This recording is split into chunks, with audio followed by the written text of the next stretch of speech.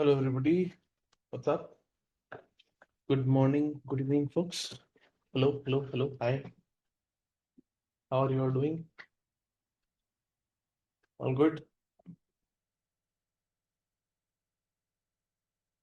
All good? Yeah, Naveen, it holds almost of the time, like majority of the time. Okay. Chalo, cool. Let me quickly set up the template. Template will be this. Okay. The noise cancellation is. Can you hear anything? Can you hear anything from outside? Is the noise cancellation working? All clear? Okay. So today we are doing mhm, intro to design patterns and Singleton.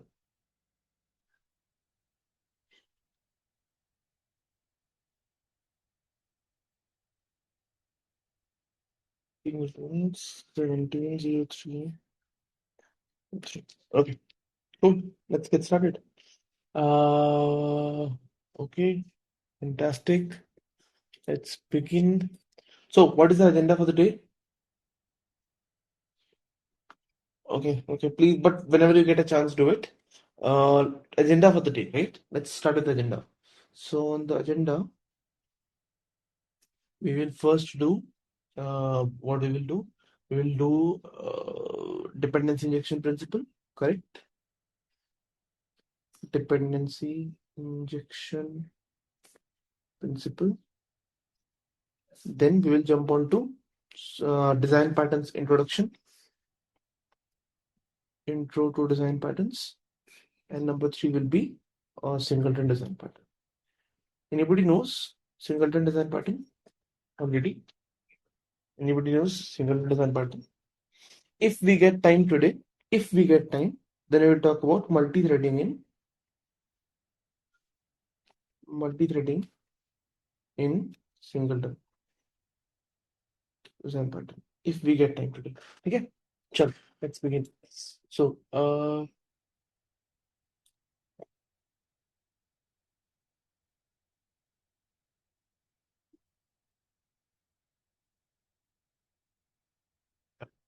dependency injection nahi, it's dependency inversion. My bad.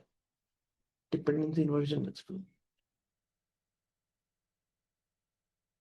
Okay, let's get started. So, first of all, let me add a bookmark for this so that you guys can easily dependency inversion principle. Okay, this is done. Let's get started. Okay.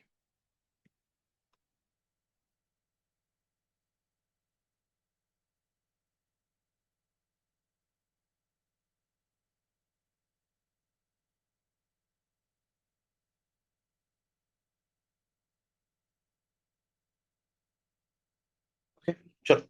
So, what is dependency inversion principle? Right. Now,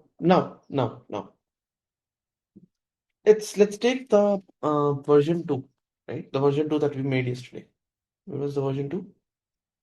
Here's the version 2, right?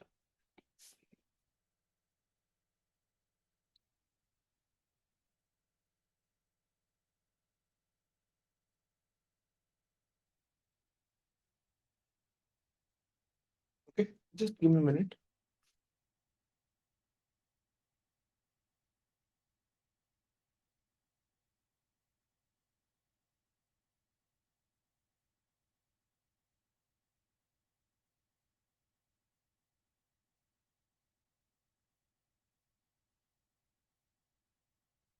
Just a second. Just a second.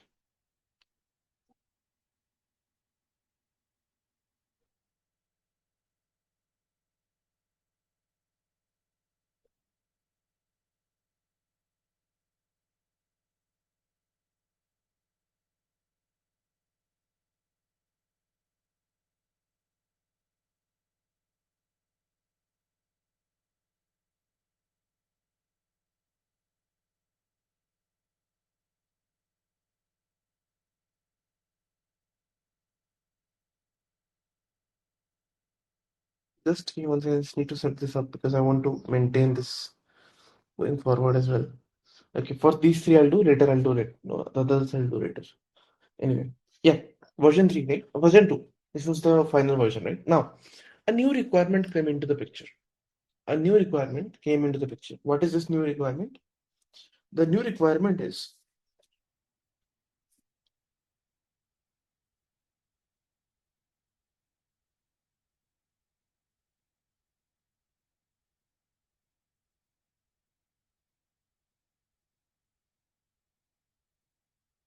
yeah, the new requirement is two things. That if I look into this, that crow and pigeon fly in the exact same way. Okay, crow and pigeon fly in exact same way. Okay, crow and pigeon fly in exact same way. And number two, let's say a sparrow and peacock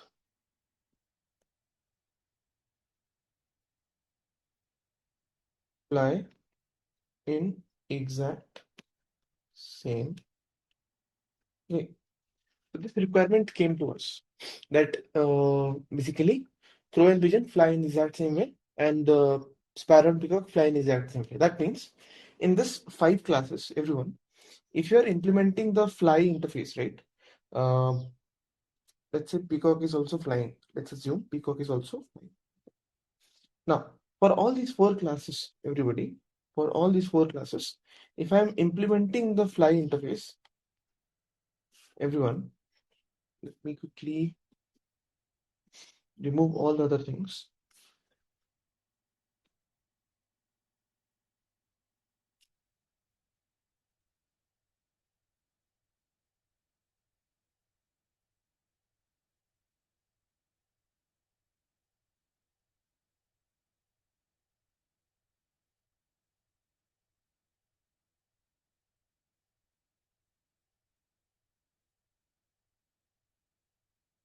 That means these 4 classes, they are implementing the fly method, yes or no? All of them would be implementing the fly method because they are, if they are implementing the flyable interface, then all of them are implementing the fly method. Some fly method code is there in their classes. Yes or no, everybody?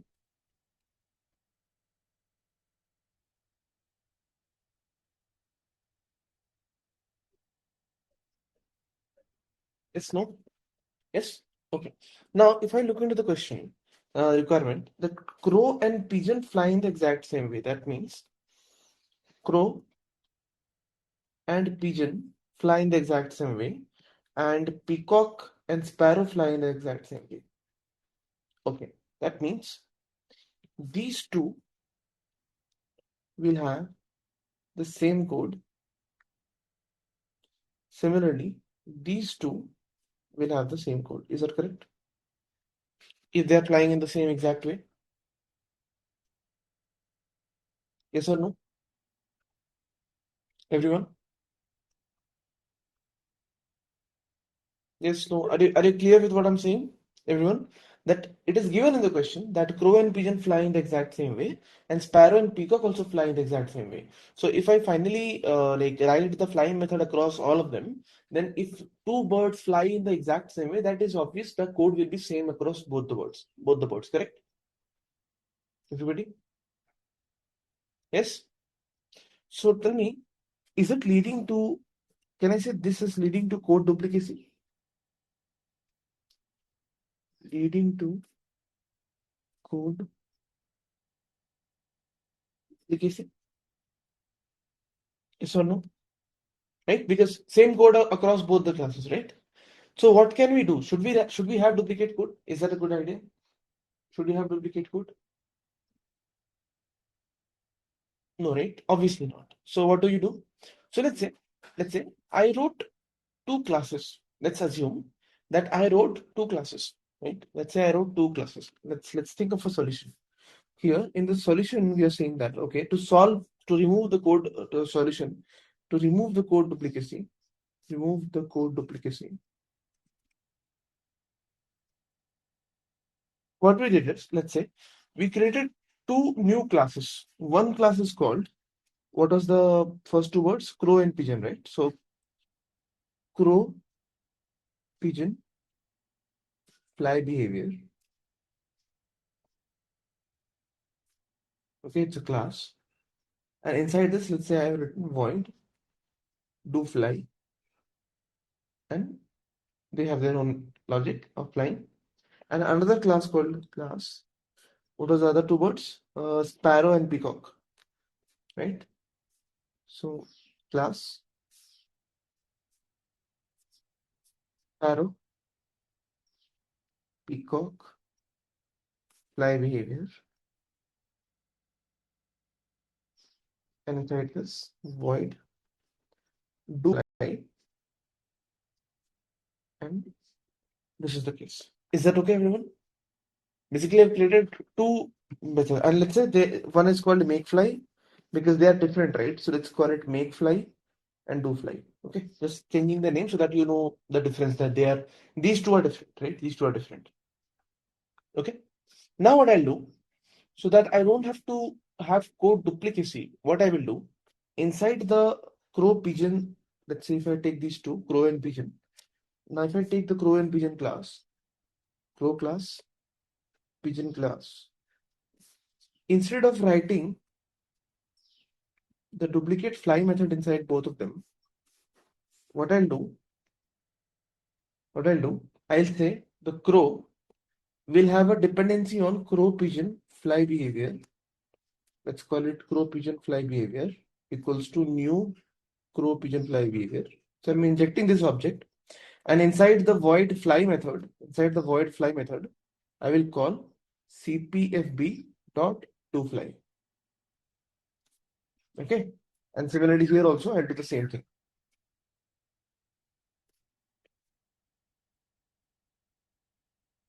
And for the other two, we will do, now for the other two, what we will do, let's say peacock,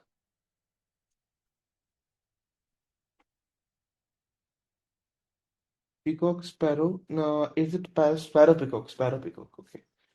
Sparrow, peacock, fly behavior, SPFB equals to new SPFB, and void fly, I will do SPFB dot make fly. And same thing I'll do for sparrow.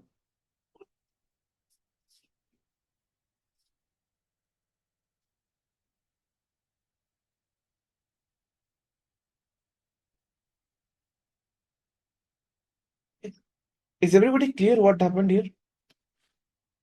Is everybody clear what happened here? Everyone, are you clear on this? What happened here? Which part, Navi?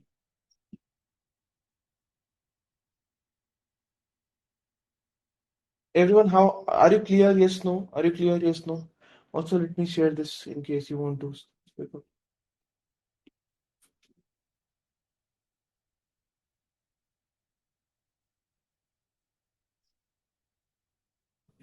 So tell me one thing.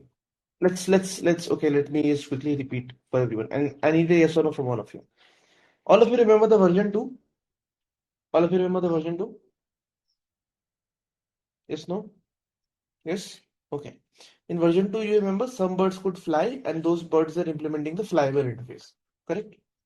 So the birds who are implementing the flyable interface will definitely have fly method implemented inside their classes. Correct? Right? Okay. Now, the requirement came was that crow and pigeon fly in the exact same way, and sparrow and peacock fly in the exact same way. That means if crow and pigeon fly in the exact same way, then their fly methods algorithm will be same. The code will be same across both the classes. Similarly, for sparrow and peacock, the code will be same across both the classes. Right? So these two will have same code, and these two will have same code. That means this is leading to code duplicacy. Right? So I don't want that, right? How can I remove code duplicacy, everyone? If let's say the same code is being called at, like, same code is being written at two or more places, how can we remove the code duplicacy? Tell me, everyone. How can you remove code duplicacy if the same code is being written at multiple places? How can you remove? Make it common and reuse. Exactly, Debashish. You are right. Make it common, put it in a different class in a method, and use that method wherever you need that particular piece of code. Is that correct? Everyone? Everybody clear on that? Make the code common, put it in a common class, common method, and then use it? Yes. Okay. So that's what we are doing. So now we want to remove the code duplicacy. So we created two classes, a crow pigeon fly behavior, inside which we are writing this logic, this yellow logic, right? So if I just highlight this, right? This logic comes here. Just to say, this logic comes here. Okay. And for the other two, sparrow and peacock, we are having sparrow peacock fly behavior. This gets this logic. Right? This logic comes here. Okay, everyone. Now, instead of writing the entire fly method across every bird class, what we will do, crow and pigeon fly in the same way. They fly in this way, crow pigeon fly behavior. So I'm injecting an object of this. CPFB is crow pigeon fly behavior. So I'll just write it down here. This is CPFB and this is SPFB. Right.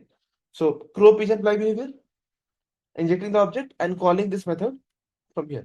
See, the crow fly method actually calls the crow pigeon fly behavior to fly method. Similarly, pigeon's fly method calls this thing again because both of them fly in the same way.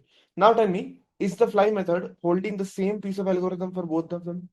No, right? They are just calling that method which is common across both of them. That's it. Same thing happens for peacock and sparrow. That here the make fly. So peacocks make fly calls this make fly. Sparrows make fly calls this make fly.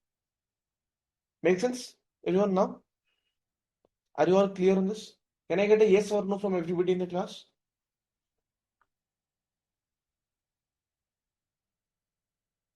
Everybody give me a yes, no. If you have any questions, just put it in the chat.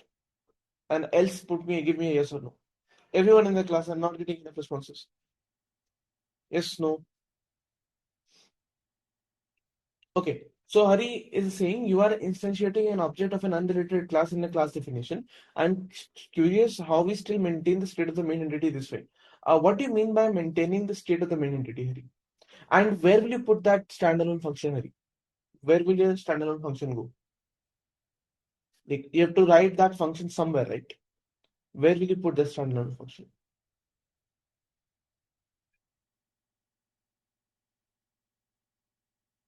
Where will you put the standalone function?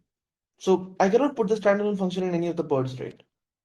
So crow cannot have fly method, common fly method, or the fly method for pigeon and sparrow. It's not going to work.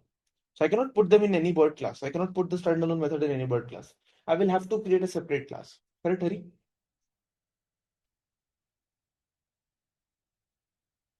Is it correct? Yes, no? Right. Do you want me, like, are you clear? Do you want me to unmute you?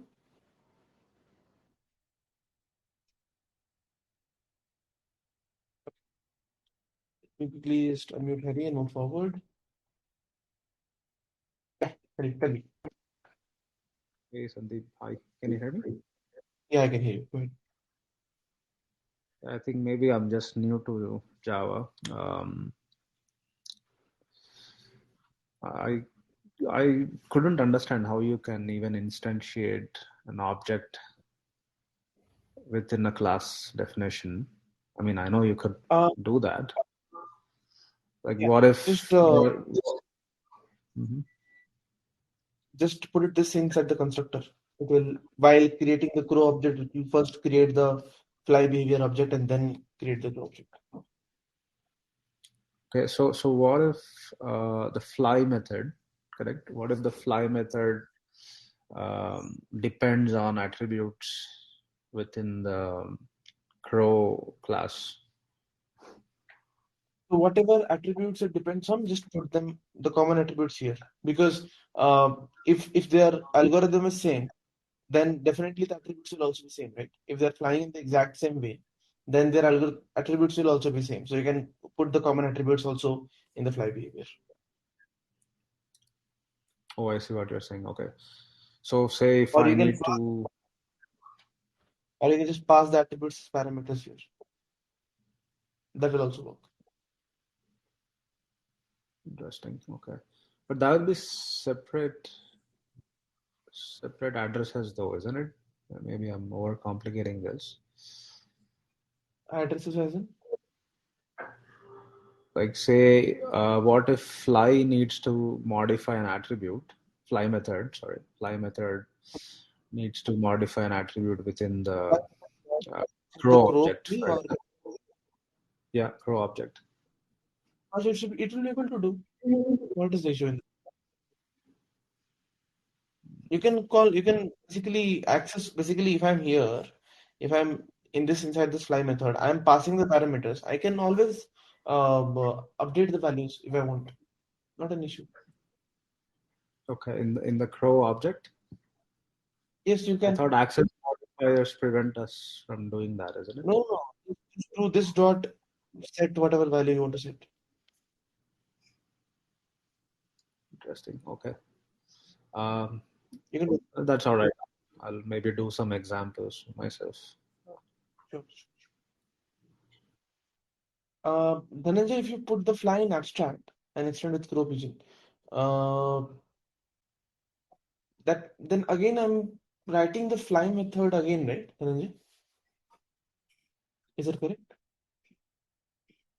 Like again I'm what do you say? Writing the fly method two times, right? Implementing it twice.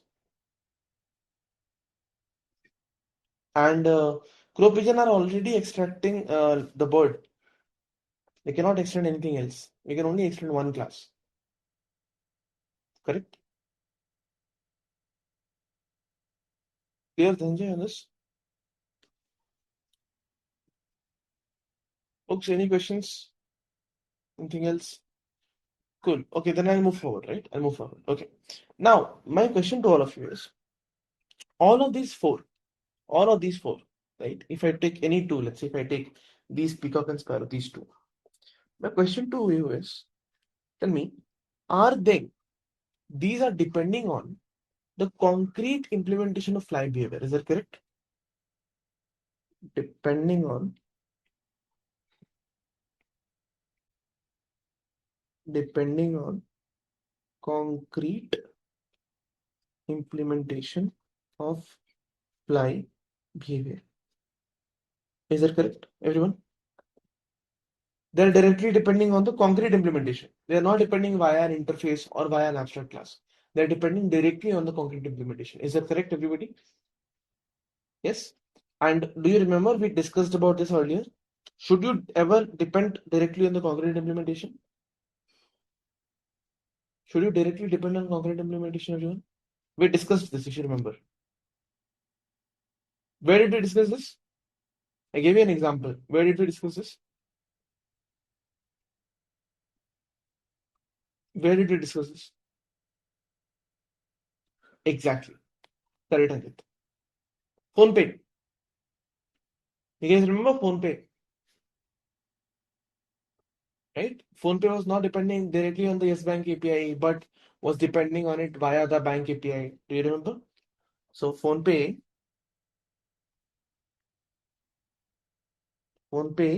never depended directly on Yes Bank API. No, instead, PhonePe dependent on a bank API interface, and Yes Bank API was an implementation of it.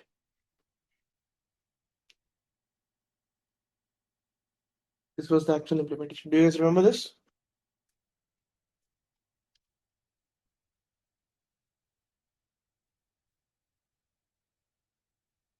Yes. So, should we ever depend directly on the concrete implementation of live behavior? We should never depend directly on concrete implementation. Never. So what to do now? What to do? Simple. Nothing much. Just do one thing. Just do one thing. Create a fly behavior interface.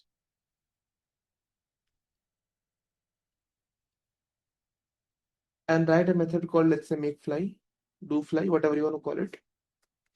Let's say void make fly, right? This is the interface. Okay, and inside this you implement, let's say, that fly behavior, crow pigeon fly behavior, right? And write the code for void make fly. Okay, similarly on this side, uh, peacock sparrow fly behavior, sparrow peacock fly behavior, sparrow peacock fly behavior, void make fly.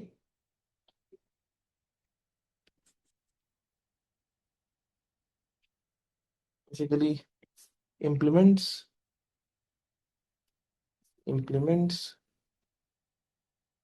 this is the logic for the crow and pigeon, this is the logic for these two. Now I have a question to all of you. The question is, what changes will now happen to these classes?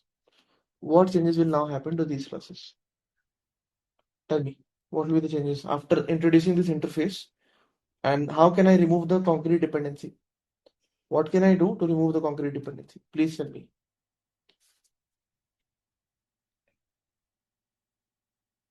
Tell me, what can I do to remove the concrete dependency?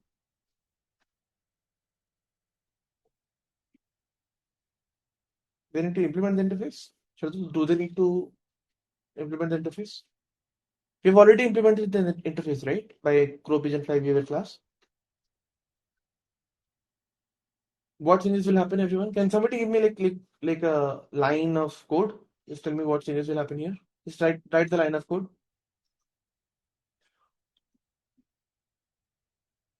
Just give me the one line that will change. Think, think. Exactly. Correct. Correct. Correct. So basically, instead of being directly dependent on the concrete class, what I will do is I will change this thing. This will become, what is the name of the interface? Fly behavior. So I'll call it fly behavior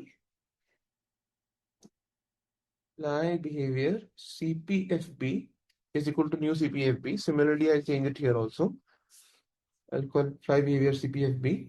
Oh, fly behavior CPFB. Fly behavior CPFB. Similarly, here also fly behavior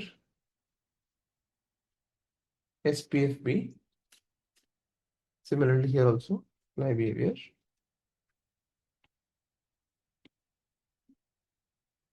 SPFB.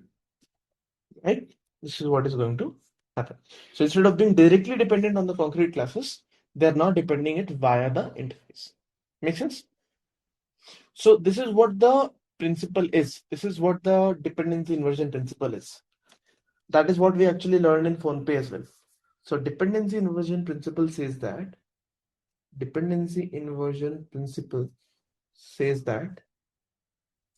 no two concrete classes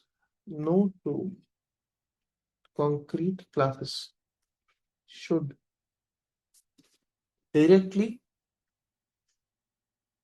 depend on each other. They should depend on each other via interface. Okay. So like what life lesson you learn from here is that you should never depend on a company. Always depend on the job. Do you understand what this means? Do you understand what that means? This means I don't care about the company. I don't care about the brand. I care about what I'm doing and how much money I'm making. That's it. right? So to be very clear, the best terminology is make them loosely coupled. This is what dependency inversion principle says. That is it. Clear? Any doubts regarding the dependency inversion principle, everyone? Any doubts that you have? Any questions?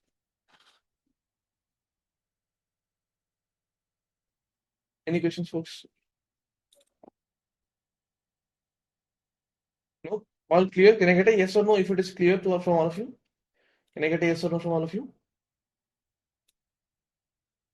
Yes, no, if you are clear on this. Everybody in the class, please give me yes or no.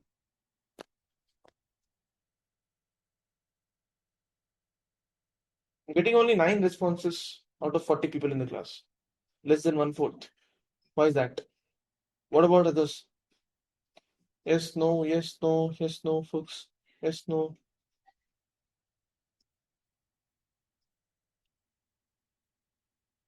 ठीक है, ठीक है, ठीक है. Sure. Let's move forward. Now, now. Here comes the next point, right? Let's start with design patterns now. Let's start with design patterns.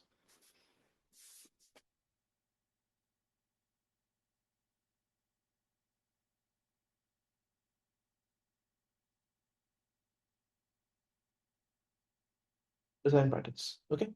So, why should you learn design patterns? First of all, that's the part.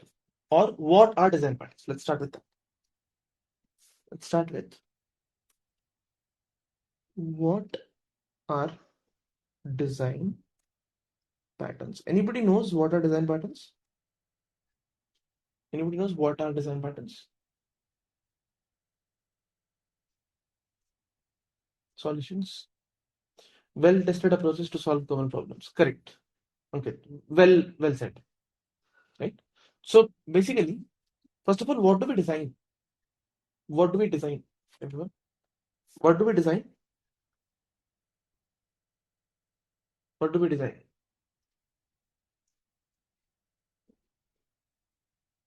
Solution software. Exactly. We design softwares. And what is the meaning of pattern? What is the meaning of pattern? Template? No. No. What is the meaning of pattern? Like the English dictionary meaning of pattern. What is a pattern? What is the meaning of pattern?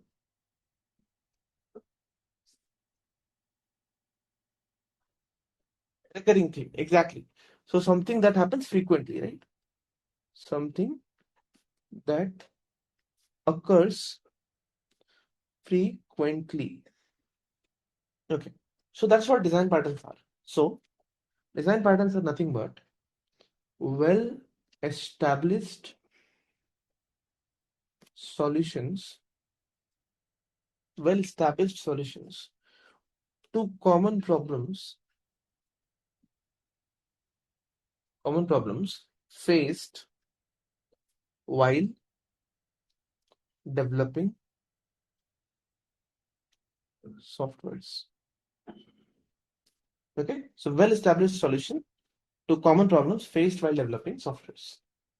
Okay, now design patterns was first, like in the very first time, was introduced in a book called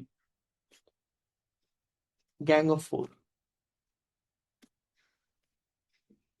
Okay, like the very first time the design pattern as a terminology was used in this book, and they introduced 23 design patterns in total. Okay, so what we will do is that we will not go through all 23, we'll go approximately 10. We'll go 10 design patterns in total, like the most important 10 design patterns. So we'll go with 10 design patterns which are most important for real software solutions, real life software solutions, as well as interviews. All 23, most of them are like very rarely used, so we'll not waste our time for that. So we'll just go through this. Okay. Now, since this is clear, what are design patterns? Let's understand why it's so much importance of design pattern in interviews, in real in software development and all that. And why should we need to learn design patterns? Why should why should we learn design patterns? Why should we learn design patterns? Number one, shared vocabulary.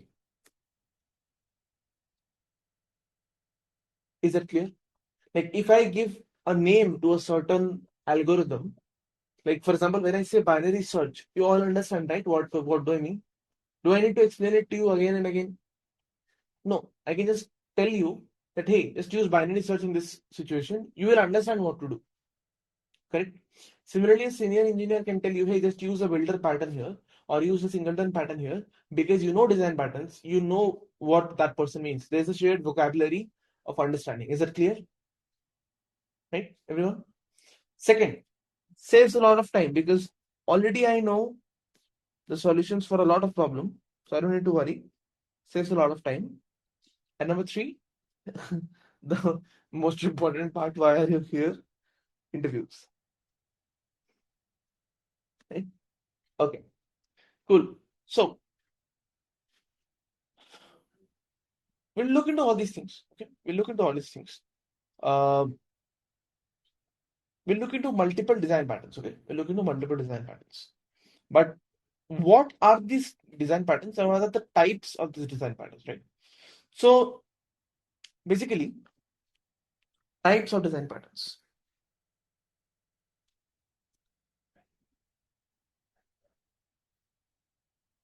Types of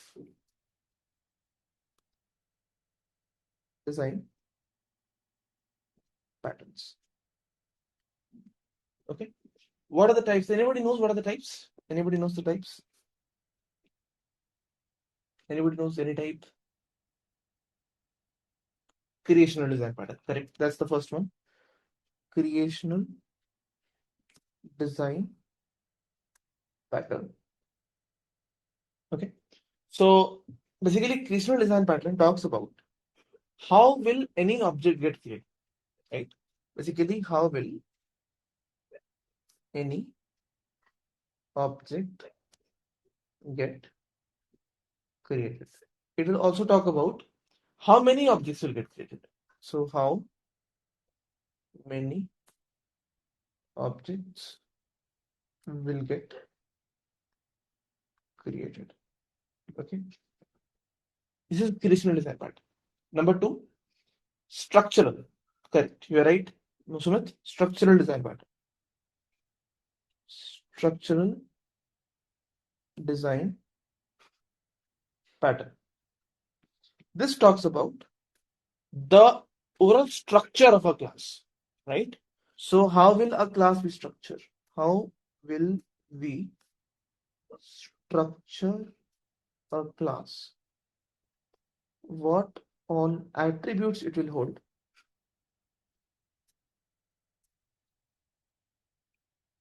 Okay. After that, we'll talk about how classes interact with each other. This also comes inside structure. How classes will interact with each other. Okay. Finally, after creational, structural, we have behavioral. Correct? Behavioral. Basically, it will talk about the behavior.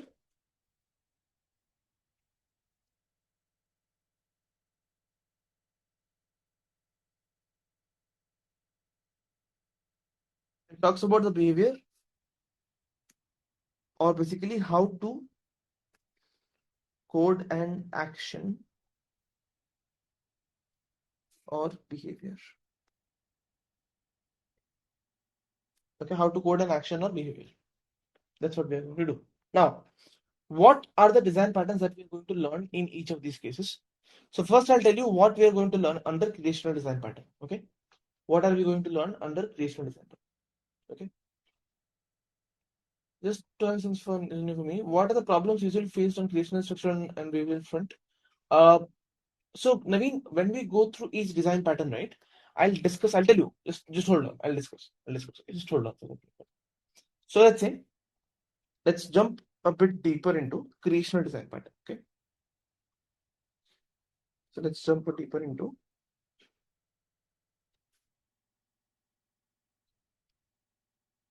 creational design pattern. Okay. So inside creational design pattern, we're going to learn about following design patterns. Singleton, we'll learn about builder, we'll learn about factory. Inside factory, we'll learn about three types of factory. One is simple factory, another is abstract factory, the last one is practical factory. Okay. Then after factory, I'll go to prototype. Prototype. So majorly four design patterns, or you can say one, two, three, four, five, six inside creational. We'll learn about these design patterns under creational. Okay. Now let's start with singleton design pattern for today. Okay. We start with singleton design pattern for today. Singleton design pattern. What now? Let's hear the things, right? What are we going to talk about in the singleton design pattern? For every design pattern that we will study, we will follow a theme. What will be that theme? We'll first learn about the definition of the design pattern, what the design pattern is, what it means, and all that. Then we will go into the problem statement. As in, we'll talk about why do we need this design pattern? What is the need of it? Like, for example, what kind of challenges will it help to solve? What kind of scenarios where can I use singleton design pattern? Okay. Then we'll talk about how to implement it. Right. So I'll majorly talk about code here, or then after this we'll talk about the pros and cons of the design pattern. What are the pros? What are the cons? Okay. So in this we'll talk about what the design pattern is, what kind of problem it solves, like where it can be used, how to implement it, how to use it, pros and cons. Okay. So all these things we will discuss for every design pattern. Okay. Naveen, I think this will inculcate your question in the upcoming whenever we design any design patterns. Is it clear? Cool. Okay. Awesome. So let's do one thing. Let's take a break because I don't want to break the flow while during the singleton class. Let's take a quick break for singleton, and then we'll come back and we'll resume. Okay. So let's take a break for 9 minutes. It's Indian time. We'll resume at 8 a.m. IST. Okay. Sure. I'll see you all in the next 9 minutes. After the next 9 minutes. Break. Yeah. Done. I'm just. Okay. Sure.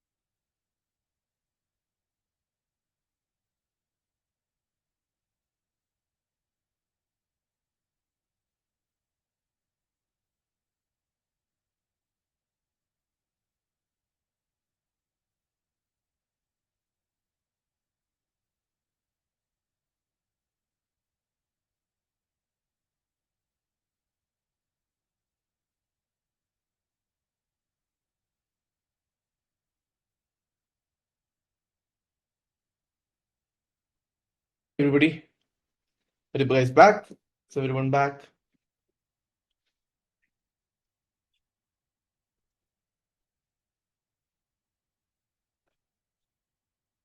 Everybody back. Okay, let me ask you a question. Why do scientists don't believe atoms? Why do scientists don't believe atoms?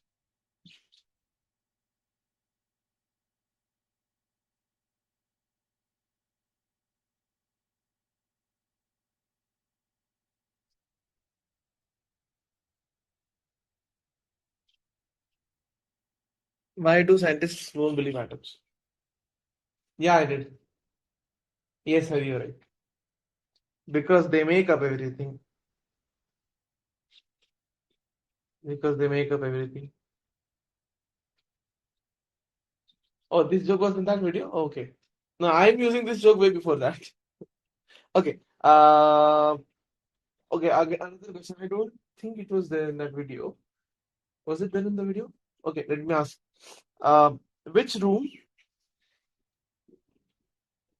do skeletons hate? Which room do skeletons hate?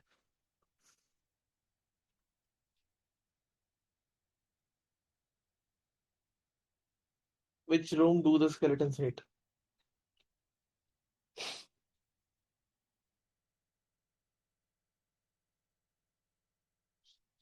The living room.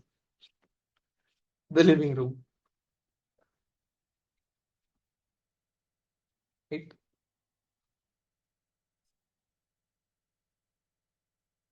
Okay, last one.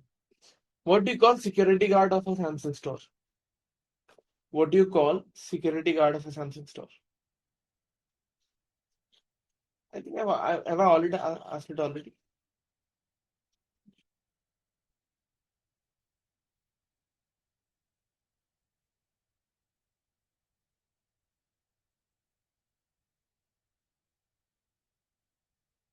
Asked earlier? Okay. Guardians of the Galaxy. Yeah, I need to bring some more.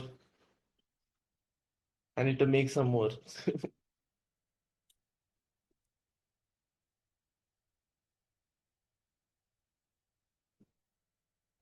I need to bring some more. Yeah. Anyway, chalo. I'll resume now, okay? Let's get started.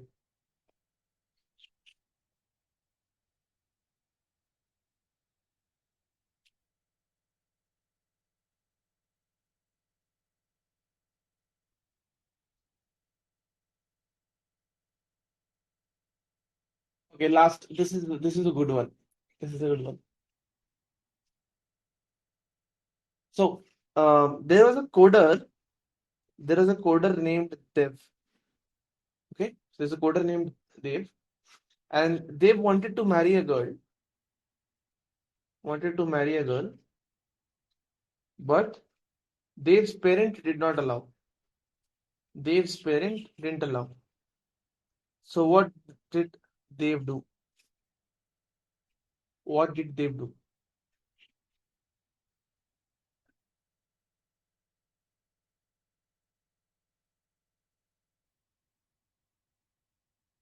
Yes, they eloped.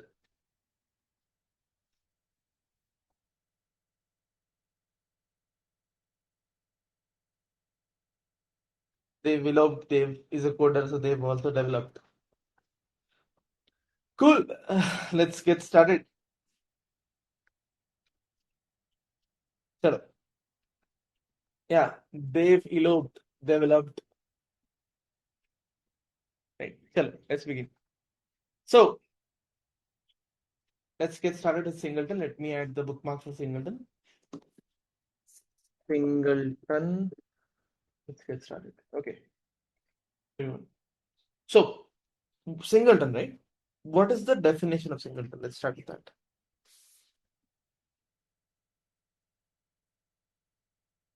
What is the definition of Singleton? So Singleton, if you use Singleton design pattern, so it will only allow, like in Singleton design pattern, it allows us to create a class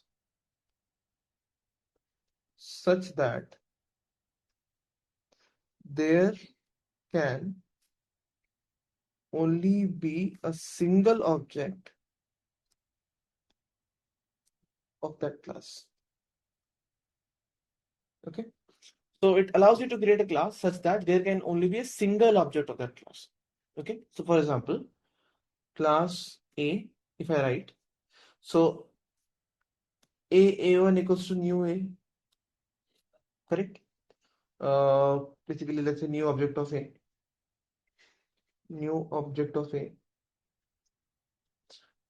A2, again, let's say new object of A3, again, let's say new object of A. Now, for these three, right, if you are going with a normal non-singleton way, in a non-singleton way, all these are separate objects. But if I go via a singleton way, all these are same object. Okay, what do I mean by this? Let's see.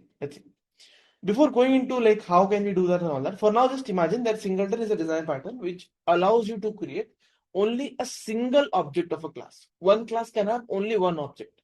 Throughout the journey of your application, throughout the time your application is running, only one object creation is possible. Okay, now let's understand first of all what kind of a problem statement it solves and where can we use it, right? Let's understand that part first. So let's say uh, when mostly we use singleton design part, let's talk about the why part, right? The why part. Basically, whenever a class has shared resources behind the scenes, it should be considered for singleton. So, whenever a class has shared resources, it should be considered for singleton. What do we mean by this? What do we mean by shared resources? So, everyone, let's take an example. Those of you who might have already done development, or those of you who have not, just let's see one thing. What happens is that our backend application server connects with the database, correct? Like your application server stores the logic and your database stores the data. So your application server connects to the database and pulls out data from the database. Correct, everyone? Right? Yes, no? So to connect with the database, I need to make some connections, right? First of all, I have to make some connections, correct? So what generally happens is that we have a, let's say, DB connection class. DBCon is the DB connection class where you have the URL for connection to the database, right? The user ID using which I will connect to the database, the password using which I will connect to the database, right? I might want to cache some data, number of TCP connections that I'm making, right, with the database. All these things will be stored inside the DBCon class. Now, inside our server, we will basically create an object of this DBCon and we will do dbcon. We'll do dbcon.save or let's say dbcon.execute, whatever you want to do. Is everyone clear on this part? That you will have to connect to the database, you will have one class that will actually be holding all the information like the URL, the user ID, password, port number, all these things, number of TCP connections and all that. All these things will be actually stored in that dbcon class, right? Now, let's say that our application server has two classes. Let's say imagine two classes where we write the business logic. Let's say a user service class and a order service class. Okay. Now let's say that inside the user service, I have a method called save user. Okay. So to save the user, I will need the database. I will only store the user in database, so I need the DB connection. So let's say I instantiate the dbcon here. Now I'm saying that, okay, dbcon dot first of all connect, and then let's say dbcon dot save user. Okay, let's assume this. Now same thing we'll do in the order service. Let's say same exact thing. Instead of storing a user, I'm storing an order this time. Instead of saving a user, I'm saving an order this time. So this will be order. This will be order. Okay. Now everyone, my question is, database is a machine, correct? It will have ports, it will have number of TCP ports, right? Where we can connect from where we can actually do the connection, right? So database is a machine, it's a hardware machine. The number of physical ports that the machine will have to connect to will be limited. Is that correct? Correct? Yes, no? Now, the number of connections will be limited, right? Number of connections will be limited. So my question is, let's imagine that if the dbcon class holds the number of TCP connections, then let's say if I create, let's take a simple example, okay? Let's take a simple example. Let's say that there is a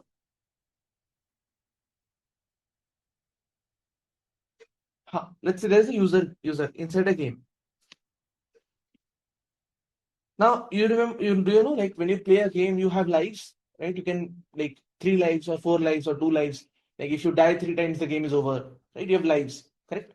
So user has, let's say, number of lives, and the default value for number of lives is, let's say, 3. Now let's say, everyone, if I create a U1 object, it's an object. What will be the number of lives initially? Number of lives is equal to what? How many? Initially it will be 3. Okay. If you die, now what will be the number of lives left? 2. Correct? From 3 to 2. Okay. Now imagine every time you die, instead of updating this object, I create a brand new object. Let's say U2. What will be the number of lives for this? 3, right? So tell me one thing. When this is a shared number across multiple game algorithms or game classes, should I allow multiple object creation of user? Because if I do that, then there will be a discrepancy, right? Some object will say the number of lines is 2, some object will say the number of lives is 3, correct? Some object will say 2 lives are remaining, some object will say 3 lives are remaining, correct? So should you allow multiple object creation of this user? Everyone? Similarly, here, let's say that DB connection, let's say the maximum number of DB connections is 5. Okay. Now, as soon as I create the object here, number of connections is 5. As soon as I connect, what is the number of remaining connections? Number of remaining connections? 4. But if I recreate the object here, if I reinstate the object here, if I create a brand new object here again, then what is the number of remaining connections? 5. Do you think it's a good idea?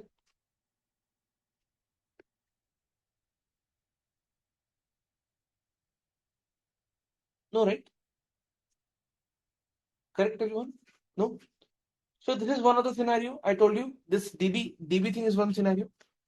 This game lives is another scenario. Another scenario I'll tell you. Do you guys know what is a logger? Do you guys know what is a logger? Have you ever used a logger before? Logger you might have used, right? Logging in applications. Correct. So what is a logger? Logger is nothing but something that logs information into a file. Now, for each logger, it creates its own file where it appends the log, correct? Each logger will create its own file where it will append the information, correct? Now let's imagine that every class creates its own logger object. I'm allowing you to create multiple logger objects. Then what will happen? You will have log1 object which will write to file1. You will have log2 object which will write to file2. You will have log3 object which will write to file3. Do you want different files of logs, or do you want the same file for all the logs? Do you want different files for logs, or do you want one file for all logs? Same file, right? You would want one file, correct? So if I allow multiple log object creation, things will go wrong. Things will go wrong. So for example, in user service, if I create a logger L1, and in order service, if I create logger L2, these are different objects, right? Different objects lead to errors, right? So this is one thing. This is first reason that you should not create multiple class objects of a class which handles any kind of resource. Shared resource, basically. Any kind of shared resource, you should never create a single object for, never create multiple objects for that. Okay, that is one point. Another point is, second point is, creation of an object is expensive. Creation of an object is expensive. So because of these two things, because of these two reasons, we come to a final conclusion that we will use something known as a singleton design pattern. Singleton design pattern, which will allow us to create classes which can only have one object. Can I get a yes or no from all of you if you're clear why part of singleton? Can I get a yes or no from everybody? Can you all give me a yes or no? Yes, no, everyone, please give me yes, no. Yes, no, yes, no. Clear, right? Okay. Take. Let me know if you have any doubts. Okay. Okay. I will introduce a keyword here.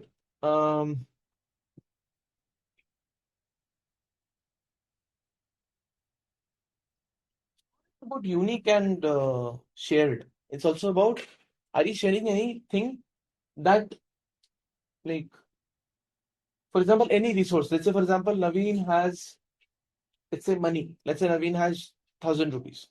Now, let's say I create a Naveen object that has 1,000 rupees, and I'm spending that money.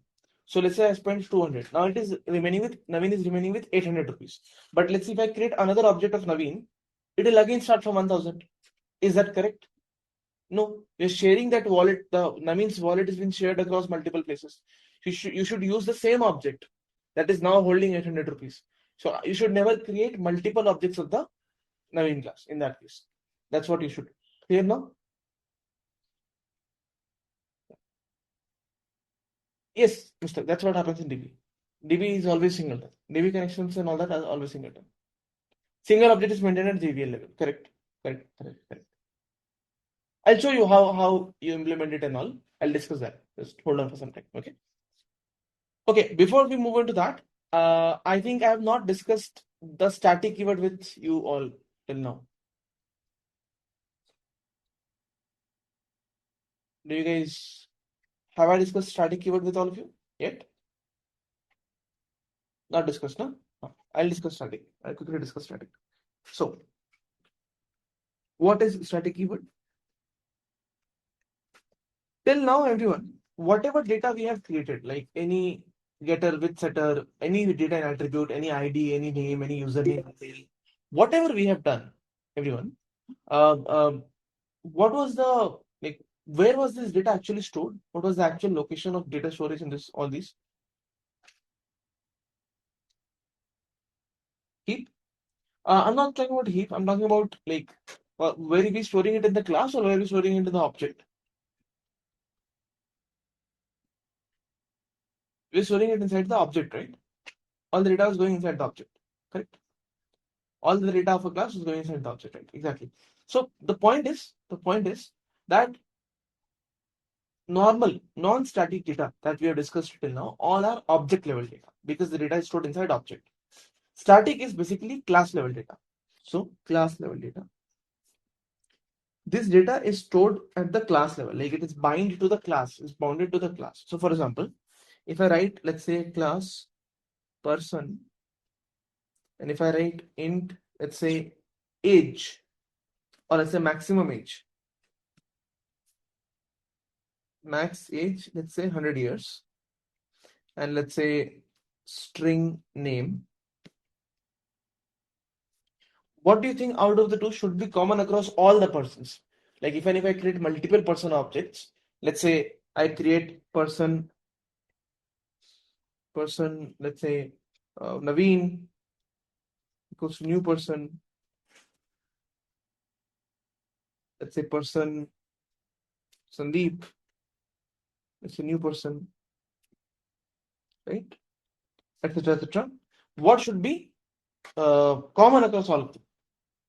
The age part, name will be different, right? So what I will do, I will make this thing as a static so that this age data stays at the class level. It is not different for every object. It remains at the class level. Okay. So any attribute or method that is at the class level is called a static data type. Okay. So if I want to make it something at class level, we make it static. So basically any method or any attribute that is at the class level is static. That is at the object level is the non-static. Okay. That's what. Good for constant values like pi. Exactly, Hari. You're right. You're right. Constant values like pi, they are going in static. You're right. Yeah, we did not need to use it before. But now we will need to. Okay? Now we'll need to. We'll come into that part where we will need to. Okay. Also, one more thing. How do we call a method, everyone? Let's say this person class has a method called run. Let's say this person has a method called run. Let's say public void run. Public void run. How do you call the method? Till now, how are we calling the method?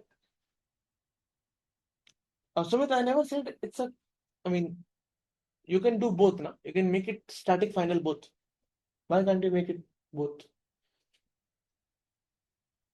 Exactly. Correct, Deepak. You're right. So you'll do new person dot run. So basically, till now, to call this, we were doing, basically to call the method, you will be doing, let's say, person Naveen equals to new person, and then you can do Naveen dot run. Correct? Object name the dot run. Naveen dot run. Correct? That's what we were doing. Basically, object dot run, object dot method name. But for if I make it static, if I make this static, everyone, if I make this static, right, this method, if I make this public static void, in that case, I don't need to do this. I don't need to do this. I just need to do the class name person dot run. So basically, that means class name dot method name in case of static. Okay? Simple. Okay.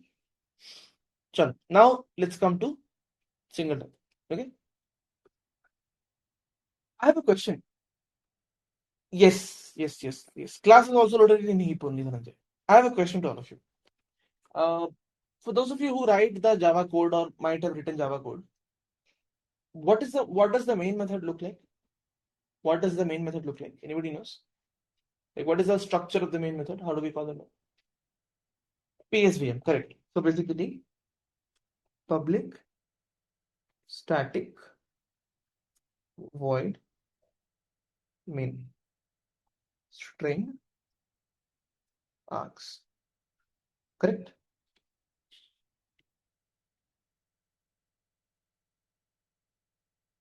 This is how it looks like. Yes, no? You might write some code here. Okay. Let's go one by one through each keyword. Why is it public? First of all, what is public? What is public? What is public? What is public? Access modifier. And why is it public?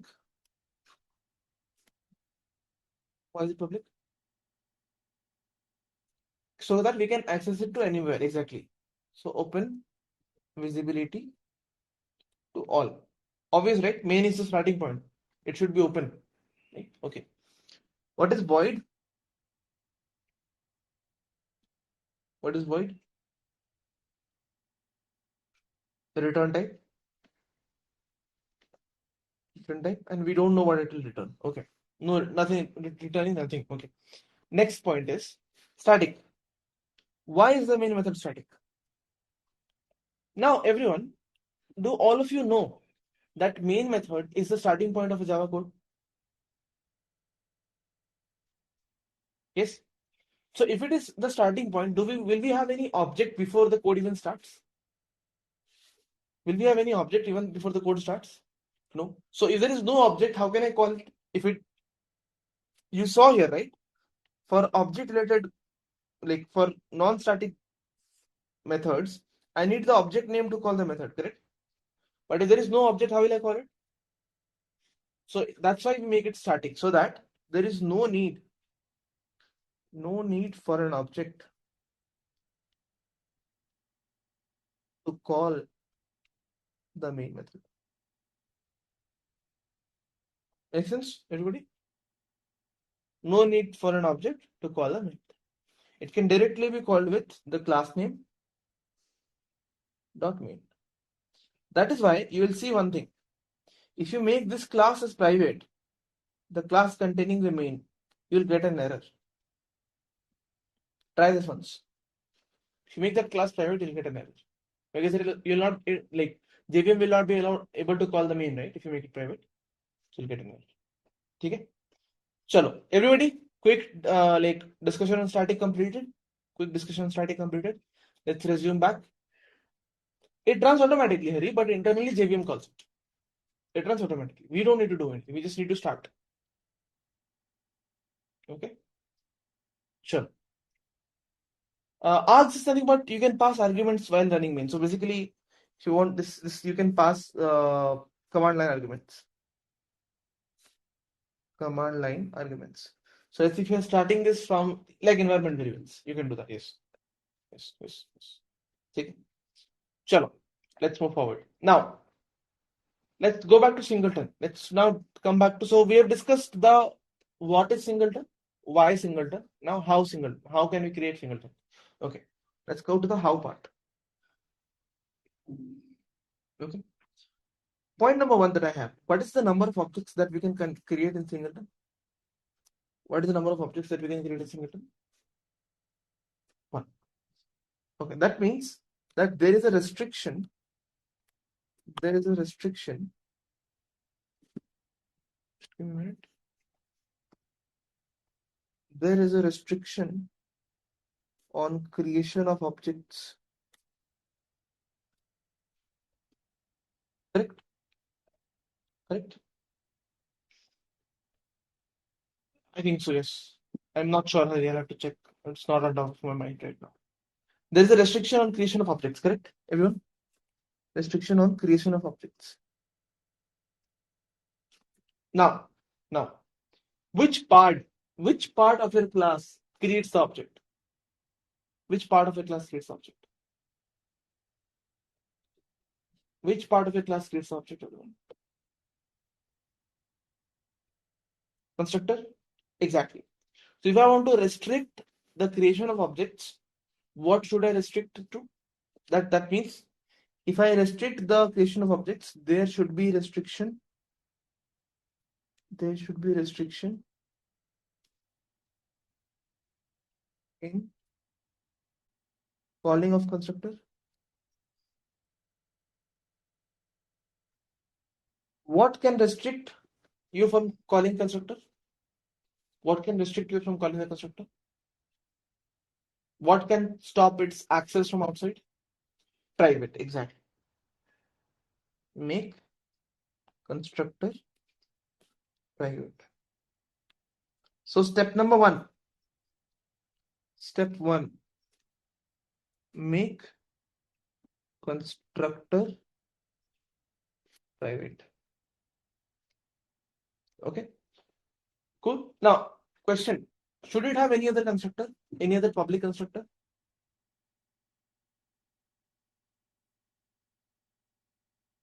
Because if I create a public constructor, does it make sense to make the other constructor private? It's like you're saying, okay, there are, let's say, two gates to my home. One gate pe I have made like lock and like all the chains and shutter and everything I've added to that one gate.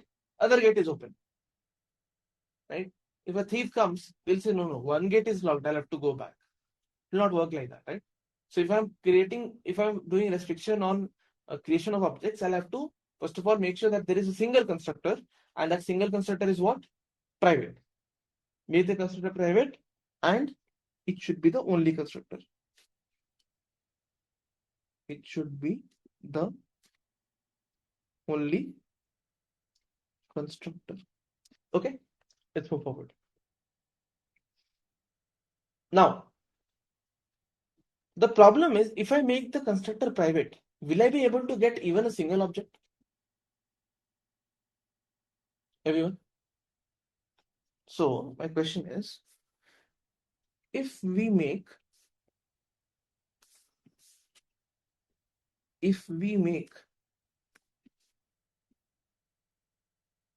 the constructor private, we won't have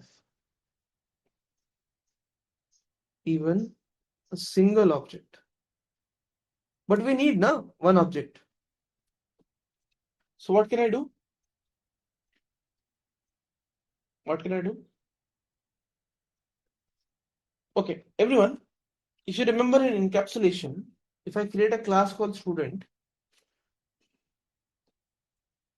then let's say if the student has private string name, even though this attribute name is a private attribute, even though this name attribute is private, how can we still access it? How can we still access it? Get us, set us, correct? So basically you create a public void get name, correct? Similarly, you create public void set name, correct? This will not be void, this will be basically string, right, everyone? Correct? That means a private can be accessed, a private attribute can be accessed using a public method, correct? Similarly, can I access a private constructor using a public method? Can I do that? So the idea is we can access a private constructor from outside the class using a public method, right? Okay, great. So basically now can I say our code is looking like this? We have, let's say, a class called Singleton, a class for which we want to apply the Singleton pattern. The first thing is make the Singleton private Singleton. Okay. Now next thing is create a public method, public, which returns an object of Singleton, public Singleton. Let's say get object, right? And it will return new Singleton. Everybody clear till this point? Everybody clear till this point? Everybody clear till this point? That to access the private constructor, I'm using a public method. Now, there is a problem. What is the problem? To call a method, what do you need? To call a method, what do we need? To call a method, what do we need? We need an object. But is there an object? Is there an object? No. We have already made the constructor. So, and where can we create the object? Constructor. Constructor can be accessed? No. To access the constructor, what do we need? The method. To access the method, what do we need? The object. See, problem. So what can I do? to access this method directly without the object. Make the method static. Exactly. So what we'll do, we'll make this method static. Cool. So step number 2. Step number 1 was make the constructor private. Step number 2, create a public static method that calls the constructor internally and returns the object. Constructor internally and returns the object. Now, but still, is it a singleton, everyone? I can still call the method as many times as I want, right? Exactly. Everyone, in this, is it still a singleton? Is it still a singleton? Still not a singleton, because I can call this method 10 times and get 10 different objects, right? So what will I do? What will I do? Simple, nothing. Now, what I can simply do is add a checker. That's it. Add a checker. Basically, add a variable. Basically, if an object is created or not, you will keep a flag, right? You'll keep a flag, right? So add a variable that keeps check and also holds if any object has been created. If any object is created. So finally, the code will look like this: class singleton. The variable will look something like this: private. Now, should this variable be at the object level or at the class level?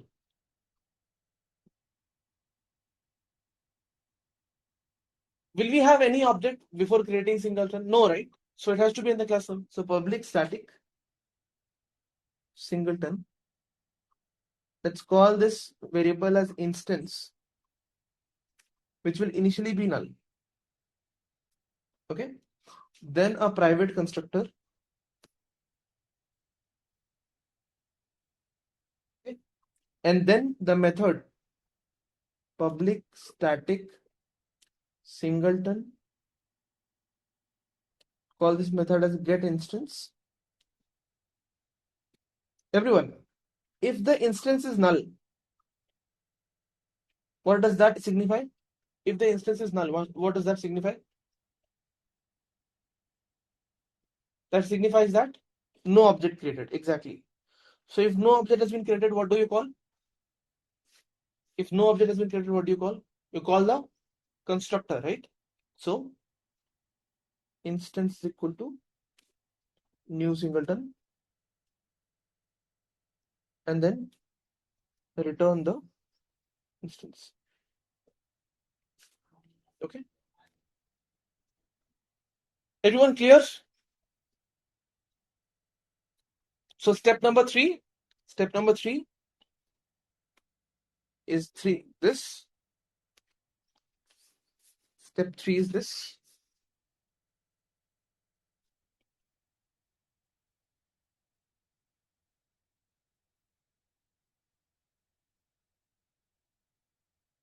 Step 3 is this. And step 4 will be add a check inside the method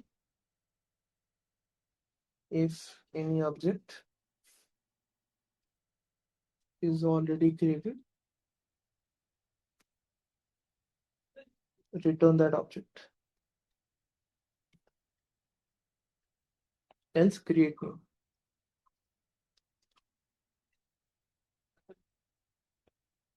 Right? So let me do one thing.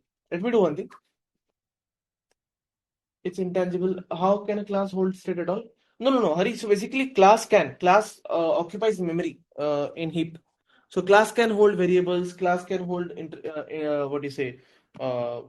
Attributes and all that. Classes can hold that data.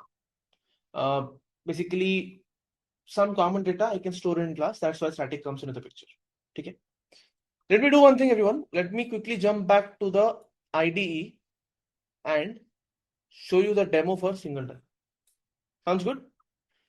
So LLD Feb 2023. Class is also in heap. Yeah, there is a special place in heap for class. It's not the same thing as object, but there is. Okay. So can you all see the ID, everyone? Can you all see the ID? I'll create a package called design patterns.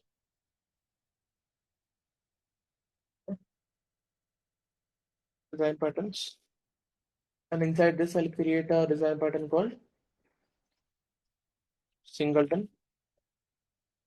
Let's create a Singleton design pattern, everyone. Singleton. What was the step one? Step one. Tell me the steps. Number one.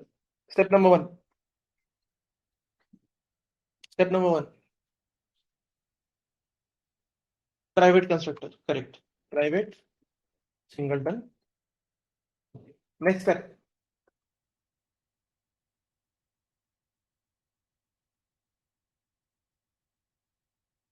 Method. Declare static method. Public static Singleton get instance. Variable. Private static Singleton instance. Initially, it will be equal to null. After that, if instance is equal to null, what do? You say instance is equal to new Singleton, and then you return instance. That's it. Right? Let's do one thing. Let's create a client and see whether it works properly or not. So let's say Singleton s1 equals to Singleton dot get instance. I'll call it 3 times. Okay, s2, s3. Let's see what happens. Debug this.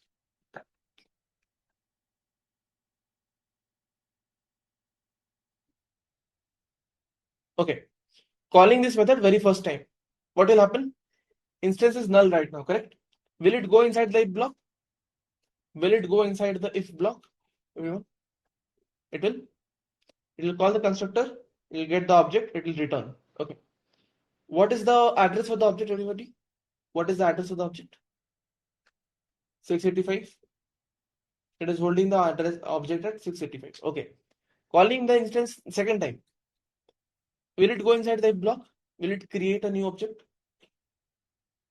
No. It will go inside. Return. So what will be the address of the new object again for S2? Same 685. For S3, same 685. So no matter how many times I call, I will always get the same object. Is it correct? 685, 685, 685. No matter how many times I call it. Is everyone clear with Singleton? Yes or a no? Correct, Hari. You are right. So the S1, S2, S3 reference variables are inside the stack. All of them are pointing to the same object in the heap. That is the 685 object. Object at the address 685.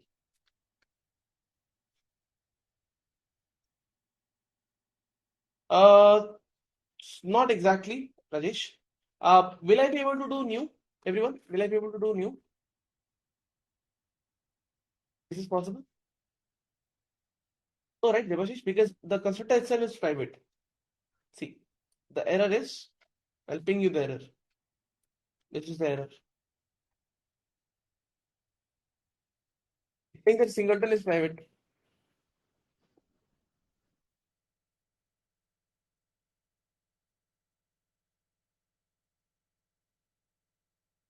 Okay, cool. Okay. Everybody clear with Singleton? Yes, no? Everyone clear with Singleton? Clear? Sure? Awesome. Yes, yes, Dhananjay, yes. Same object, no?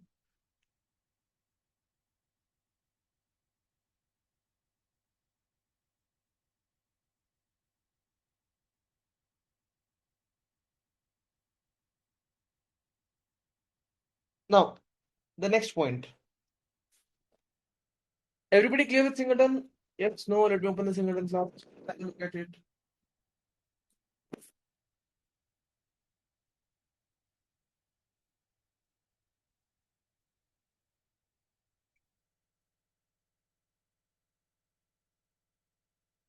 Um, you might want it, right, Harry? Like, I mean,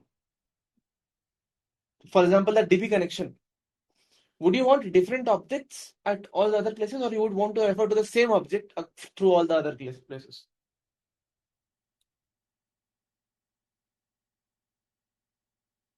Harry?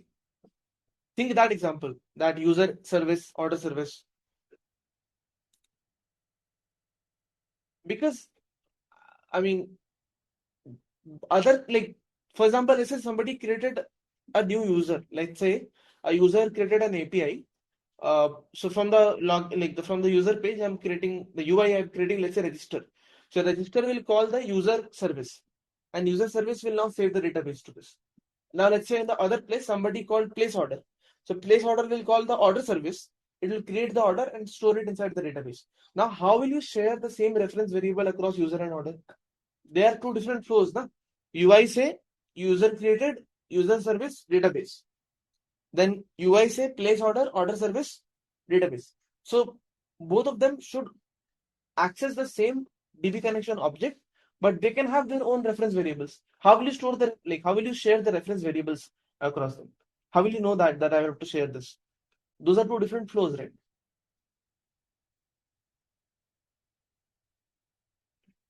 No, I mean, how can you kill and invoke again? I mean, you're killing, that means you're stopping the entire application server. You cannot stop the entire application server, right? That's a different story. If in case you do, everything will start fresh. Singleton object will get created again, fresh. Okay. Sure. Let's jump back.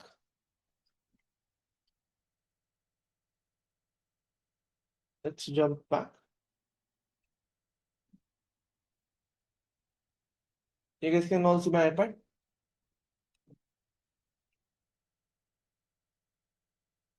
Everybody can see the iPad. Yes, no? Correct. So every time the application is restarted, the object will again recreated. Singleton means one object during the lifetime of one application service. Like one time you run the application, one object can get created. You kill it, again you can create one object.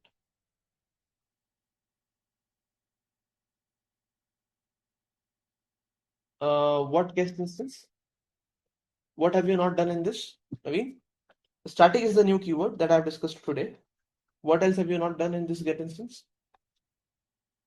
Like, what do you mean by new thing? Not that discussed in the class, or you have not done this in your work, or what do you mean by this?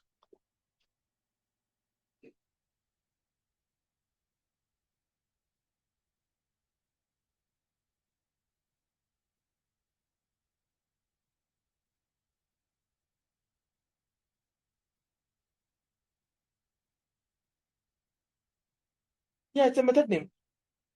You can name it as get object also. Get singleton. What I can get instance is basically it's a typical format that people follow. It's not a keyword.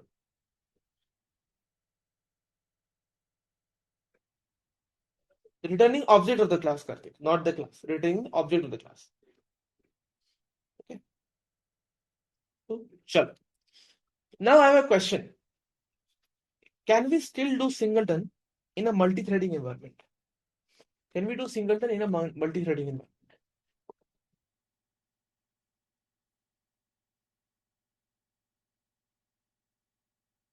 Let's see. Let's see.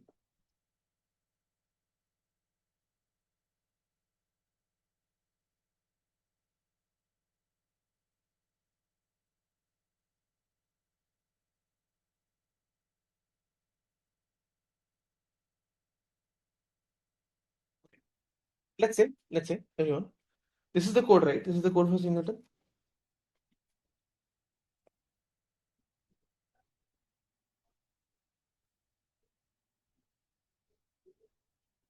Let's say two threads are trying to access everyone. Let's say two threads are trying to access this get instance method. thread T1 and thread T2 at the same time. Let's say T1 reached here. When T1 will reach here, what will T1 get? What will T1 get, everyone? So I'll come to that at the end, okay? If I come to T1, what will this T1 get? No. For the if block, I'm saying if block. Will it get true or false? Will it get true or false? T1 thread, when it reaches to that if block. Very first time. True? Okay. Now let's say T1 entered here. When T1 entered, T2 came here. What will T2 get? What will T2 get? T2 will also get true, right? Because I'm saying as T1 entered, then T2 came here. Like this line is not completely executed yet. T2 is here right now. What will T2 get? True again. So T2 will also enter. So if both the threads execute this line, how many objects will get created? Two. But is that singleton? No, right? So what can we do? What can we do? So how do we solve this? Lock, unlock something. We'll come to that. Lock and unlock. We'll see. I don't want to directly come to the solution. I want to go through it with multiple different ways that we can solve it. Okay. So directly jumping into synchronization or lock and all that is not a good idea. Let's try to figure out some other situations as well. Let's try to do the possible solutions.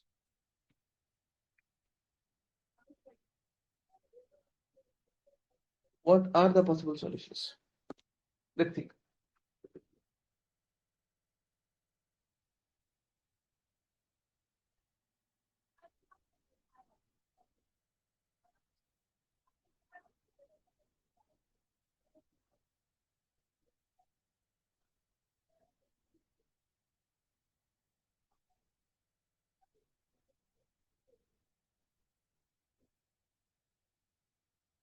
Okay. Okay. Cool. Let's start. So, number one. Option number one. Option number one is that you create the instance of the singleton during the class load itself. So, instantiate singleton object with class load. What do I mean by this? Let's see. So basically what we will do, everything will remain same. Okay. Just I don't need anyone to create anything. What I will do is that I will do one thing. I will, instead of pointing it as null, I will say this is equal to new singleton. New singleton, and I will, instead of doing all this if else and all that, I don't need this at all. I'll put it here. I'll put it here. I'll put it here. Okay. This I'll do. Now, what is happening here, everyone, is that as soon as the class will be loaded, so whenever you will start the application, everyone, whenever you will start the application, one by one, JVM loads the class. Okay. When JVM loads the class, whatever values you give for attributes, the attribute will get instantiated. Right? The attribute values will be initialized into it. Okay. So whenever the class will be loaded, it will create a new singleton object and it will store the value here. And if I need that object, I can just call this get instance method and it will return the instance. As simple as that. It will return the instance. As simple as that. Okay. So everyone, first of all, is it singleton? Is this code singleton? Just have a check and let me know.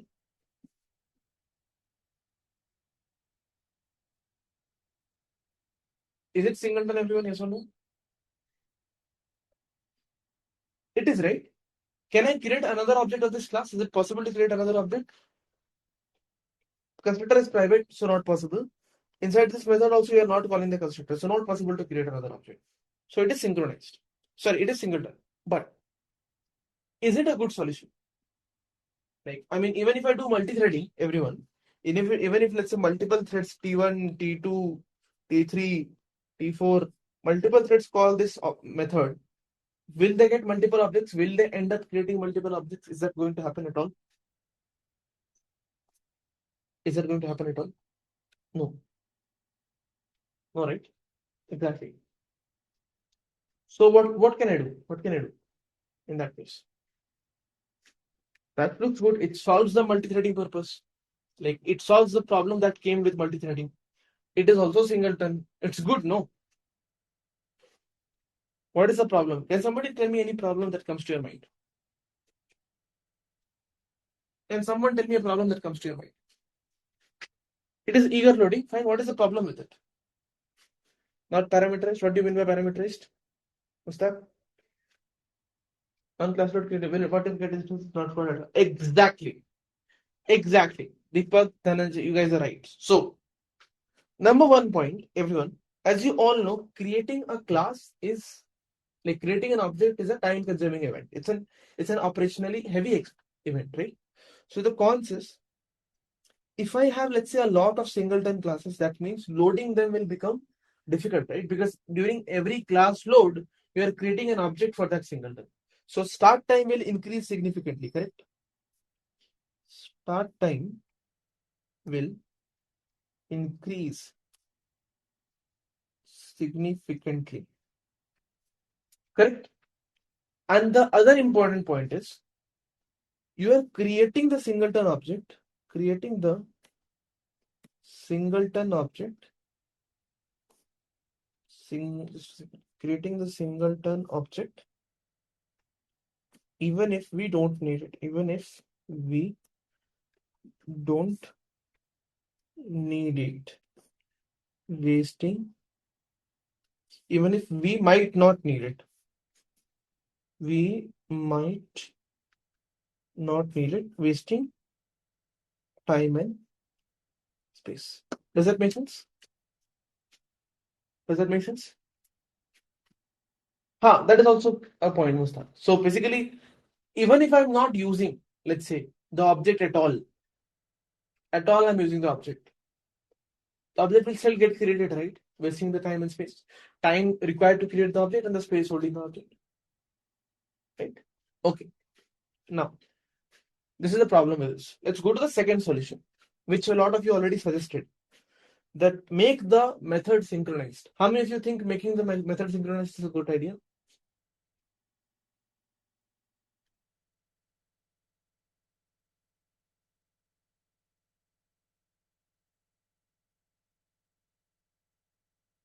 Those who are saying no, why no?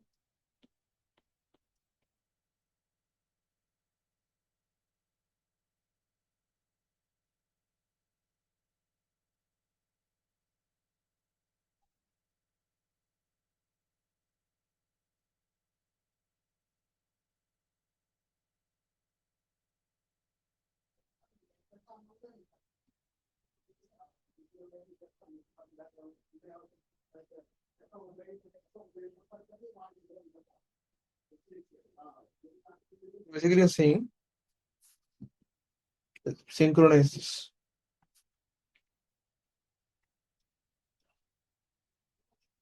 Okay. What is the problem?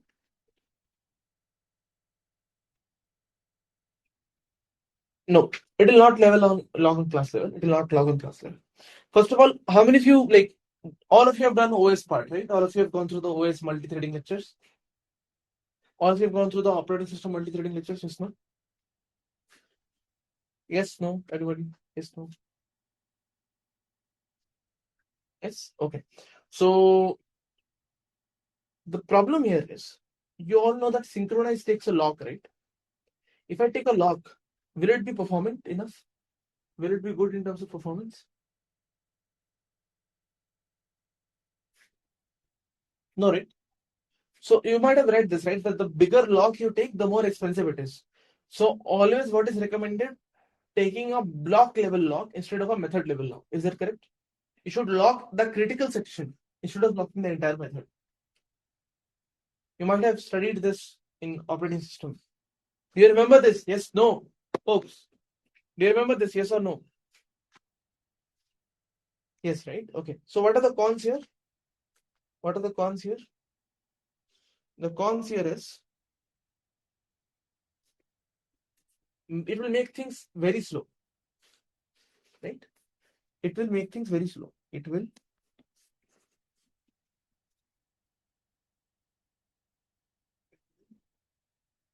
make things very slow.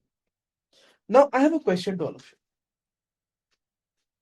Let's assume, everyone, here when we saw the multi-threading problem, let's assume if if if let's say initially the load of your system was very low when you launched the product, or let's say you started the application at midnight or something, the load on your application was very, let's assume, in that time there is no chance of multi-threading happening.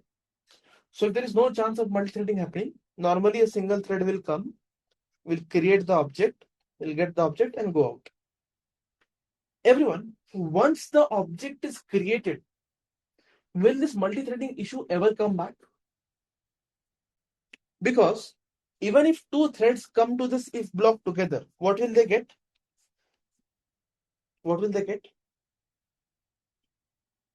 True or false? So my question to all of you is, listen to me very carefully.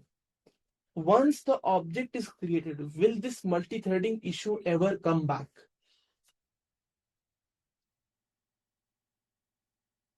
Yes or a no? I need a response from everybody in the class because I'm not getting the confidence whether you are understanding or not. If once I create the object, will the multi-threading issue come or not? If you're not clear, just let me know. I'll repeat it again. I'll discuss with you. I'll explain again.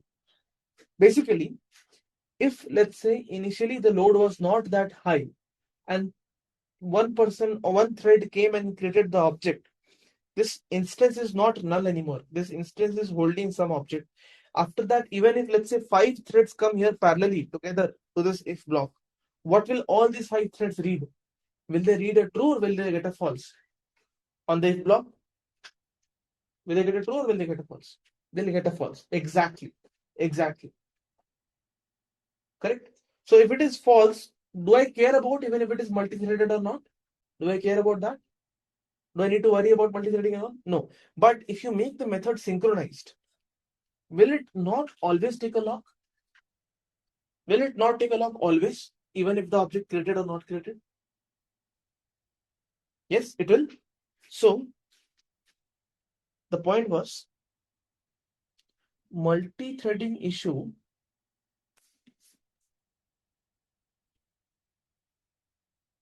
multi-threading issue only comes or doesn't occur once object is created. But here we are always taking lock. Is that correct, Arvind? We are always taking lock. Is that correct? By making it synchronized. So what is the solution then? What is the solution then? What is the solution? What is the solution? Okay, let's see. The solution is something very simple. Solution is known as double check locking. Double check locking. What is this? Let's see.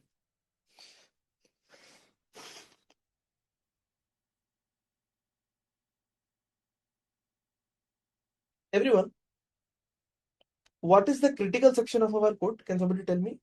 In all of this thing, where can things go wrong? Where is the place where multi-threading is leading to an issue?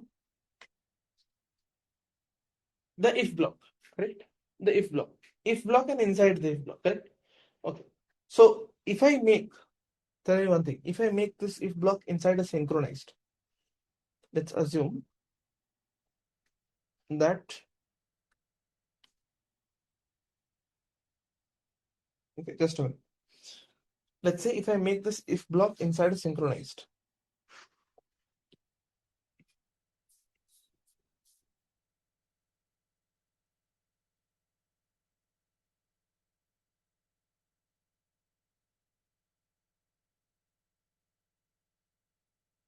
Is that okay?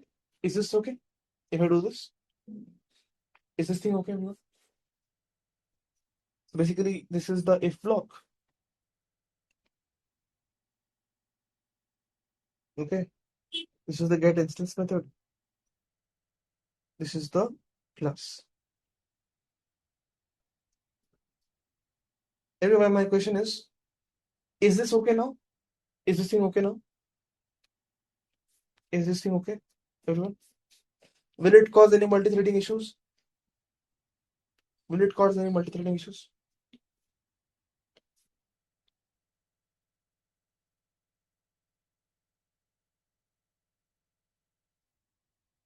No. But am I taking lock even if the object is created? Do I need to take a lock if the object is created already? Do I need to take a lock if the object is already created? If the object is already created, do I need to take a lock, everyone?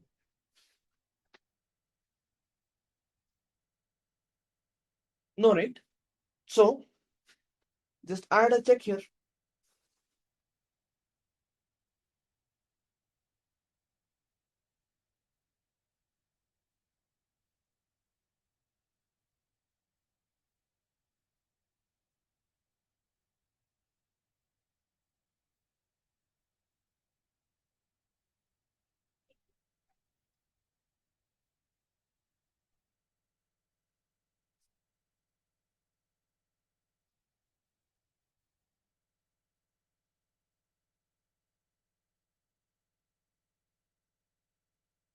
Is this thing clear?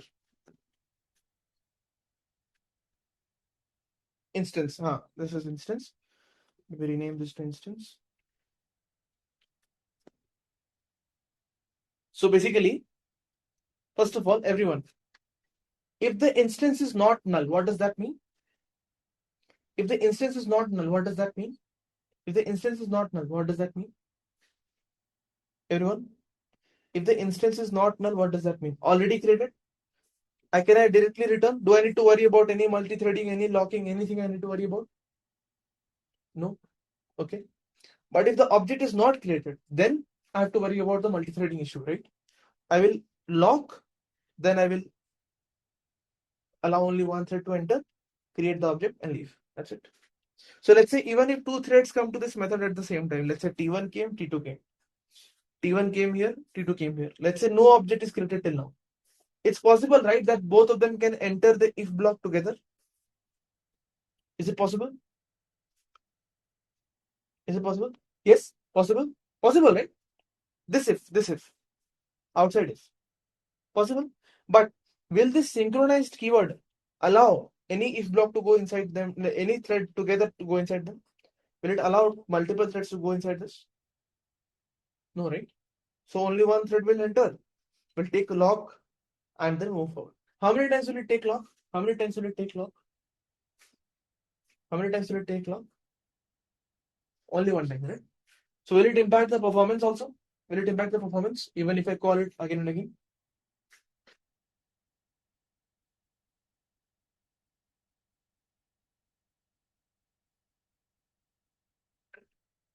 What same question is Hari? What is the question? I cannot see Hari's question. Just put it down again. Yes, exactly. Everyone clear? So we solved a multi-threading issue with performance. Can all of you write this code? Yes, you need it, right, Rajesh? You need it, right? For the very first time,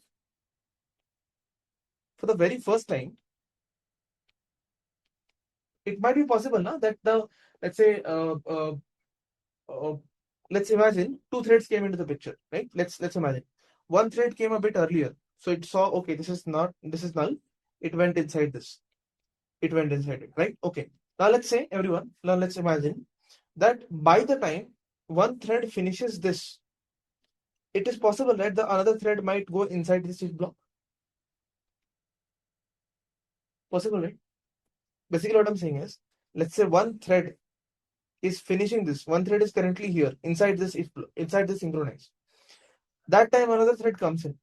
Will this thread not go inside this if block? It will go, right? So once this thread comes out, the T2 thread goes in. Now, if you don't put this null check, won't T2 again create the object? Correct? Okay. Let me explain it again. Let's imagine thread T1 came in here. Okay.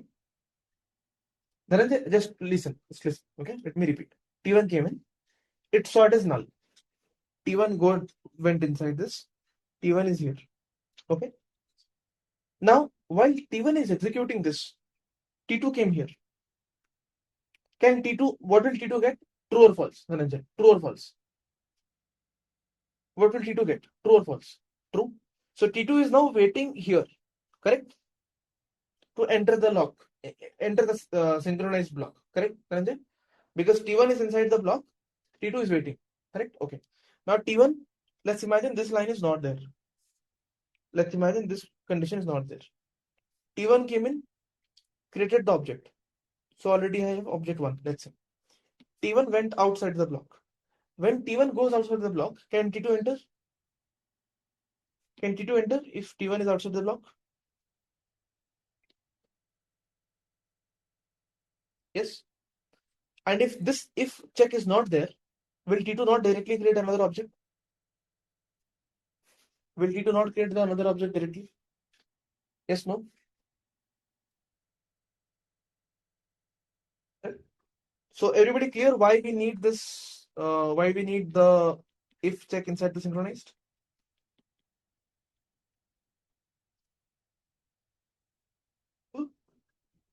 Clear? Okay. So assignment for you is write this code. Write this code.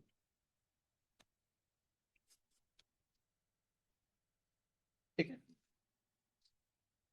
Chalo, let me quickly share my repo link with all of you so that you can access it if you want quickly.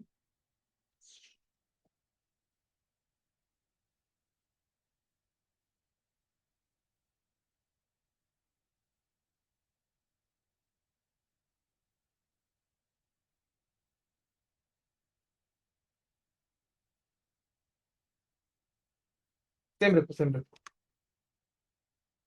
Let's just paste it here. Same repo. Okay. Cool. Yeah, you can. Chalo. Doubt session. Singleton pattern done. Any questions you guys have? Please let me know. Any doubts? Go ahead, Hari.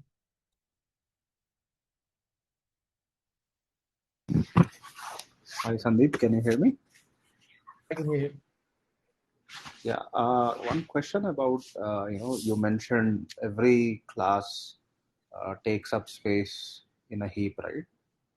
Is that only true for Singleton or any classes for that matter?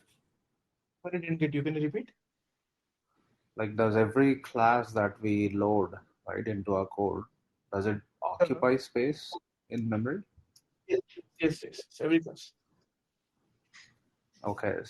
So if I say, for example, load lot of libraries and I don't use them, that still occupies space. Is what you're saying. Libraries are different because in library you don't create the class, right? You take a jar. So jar works a bit differently, but in general, the Okay. classes that you create or that you instantiate, those are definitely loaded in the memory. So if I have like a code base that is too big, like say Yeah, thousands of it will classes. take. Yeah, yeah, it will. Okay. Okay. It will. Thank you. That's why we don't I call it. sorry I lost you there. That's why monoliths are not good. Oh, I see. Okay. Okay. I never knew about this. So today is my first No, time. no, it will take. It will take. You can Google around, look, read a bit into it. It will take. It will take space. Thank you. Thank you. Yeah. Cool. So, people asking about reflection and clone. So, what happens in reflection and clone? What you can do, I'll just share something with you. I have a bookmarked Stack Overflow answer. Here it is. So, basically, just do this.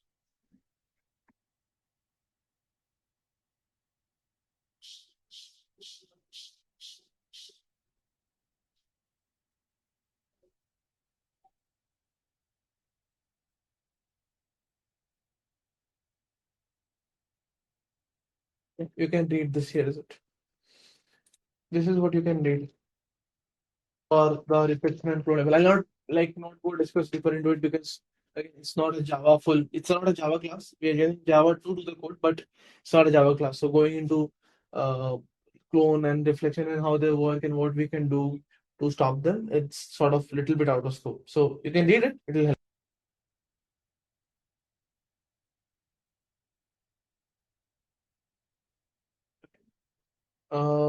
This is answered, Spencies.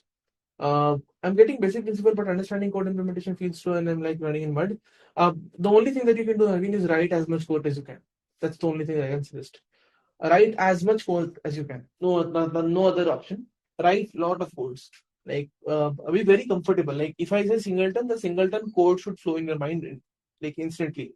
You should become so comfortable with that design pattern. Is that if I say singleton, you should be able to see the code in front of you, right? That's how confident you should be. And that will only come when you write code. So if you don't write code, it will not come. No matter how good you are with theory, no matter how good you are with the details that we discuss in the class, until and unless you don't write code on your own, basically saying that getting your hands dirty, you will not understand. So you have to do that. No other option. Okay.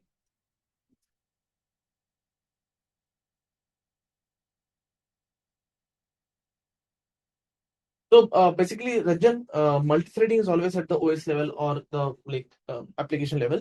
But again, we are using Java, so the syntax is being followed for Java, like synchronized keywords, synchronized blocks, synchronized method. All those things, the syntax is Java level, but the concept is at OS level. Okay, it's okay to be slow, but it's important to be consistent. So don't worry about the speed right now. Focus more about the consistency and understanding. Speed will come with time. Okay. Cool. Anything else, folks? Thank you. Thank you, Dhananjay. Okay. Chalo. I will see you guys then tomorrow. Tomorrow is builder pattern. Builder is again a very interesting design pattern. We'll discuss builder pattern tomorrow. Other than that, most of the things are already all good. Good. Sure. Bye. Bye. Everybody. Bye.